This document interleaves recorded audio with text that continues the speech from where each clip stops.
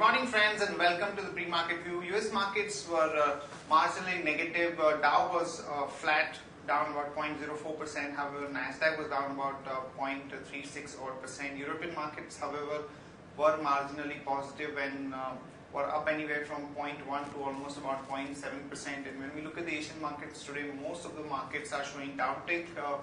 Hang Seng is down about 0.6%, Nikkei is down about 0.3%, and SGX Nifty is suggesting that we're going to open down about 20 odd points. Overall, there is a bit of a sideways movement in the market, less of activity, less of flows also. So on Friday, the FIs were net sellers in the cash market to the tune of about 90 crore. However, the domestic institutions were buyers to the tune of about 30 odd crore. And in the index futures, the FIs were sellers to the tune of about 508 odd crore.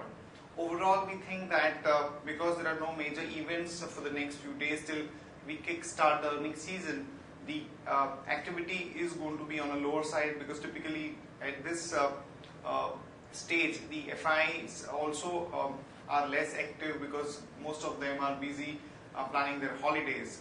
So we do not expect any major flows and major movement in the market, at least in the short run, for next couple of weeks. On that note, let me invite our F&O expert to take you through important F&O cues and ideas that we can have from the derivative side. Good morning friends, welcome to Derivatives Morning View. Nifty opened higher on Friday but couldn't sustain the up moves seeing the international markets.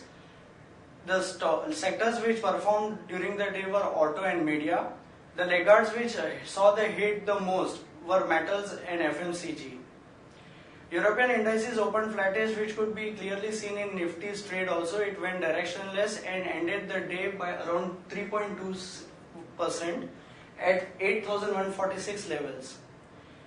Nifty shaded 4.63 lakh shares of open interest, which indicates that markets saw long unwinding in Friday's trade.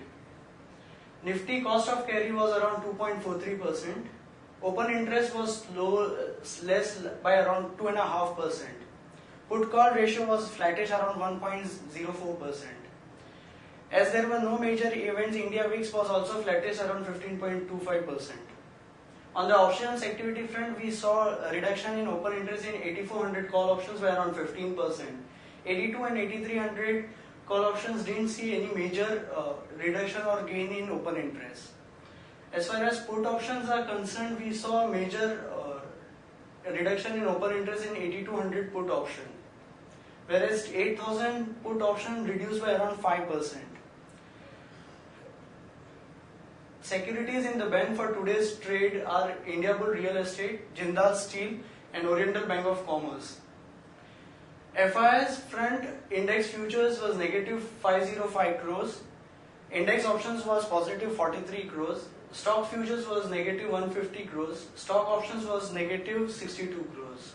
On the market level, 5-day VWAP is around 8,220 and the higher range remains at around 8220 and 8250 levels.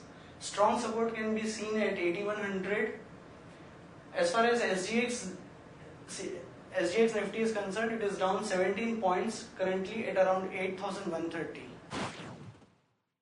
Friends, let me take you through Sharekhan pre-market action, starting with some news updates. First of all, the petrol and diesel prices have been hiked by about 2.21 and about 1.79 rupees per litre.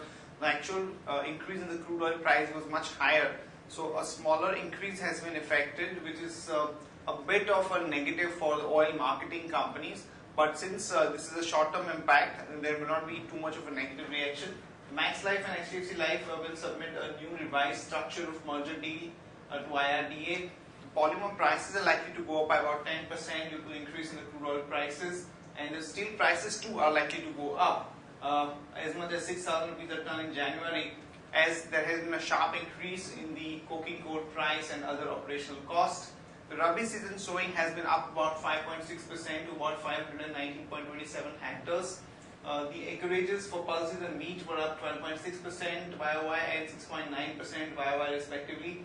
And this will have some positive implications for the agrochem company. So watch out for some positive action in stocks like United Phosphorus, PI Industries, which are part of our coverage. Treehouse is in deep trouble as Z-Learn has called off the merger plan. Loris Labs is going to be listed today, and as per the indications, the premium could be anywhere from about 33 to about 35 rupees, at least when it gets listed.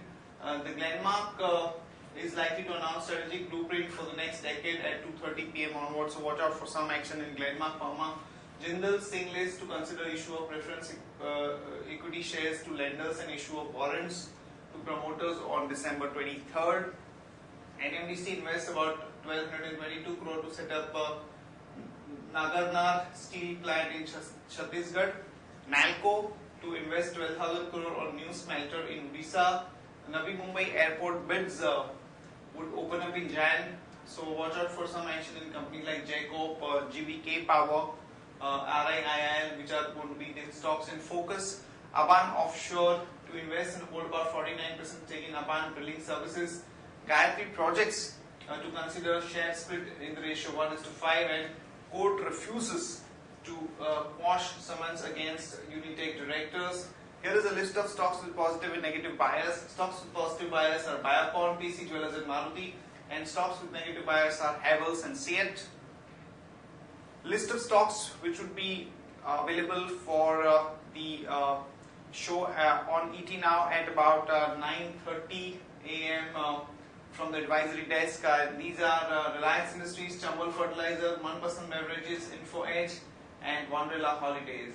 That's it from all of us, friends. Have a good trading session and see you tomorrow at the same time.